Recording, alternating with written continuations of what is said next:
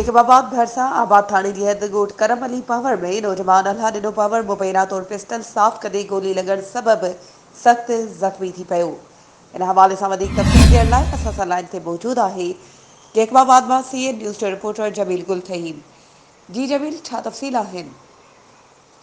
जी बिल्कुलु, जंहिंमें आबाद थाणे जी हद में ॻोठ जंहिंमें करीम पावर में उते जेको आहे 22 सालनि जो नौजवान आहे अलाह ॾिनो वलद जेको आहे शौकत पावर, उहो जेको आहे त पंहिंजे घर में पिस्टल खे जेको आहे त सफ़ा करे पियो, जंहिंमें वॾे अरसे खां उन पिस्टल खे कट जंहिंमें लॻी वई, उन जे ई करे जेको आहे उनखे सफ़ा करण जे करे जेका उन पिस्टल जी जेका गोली आहे उहा जेका आहे त नौजवान खे लॻी आहे, जंहिंमें हू हिन वक़्तु जंहिंमें ज़ख़्मी जंहिंमें थियो आहे।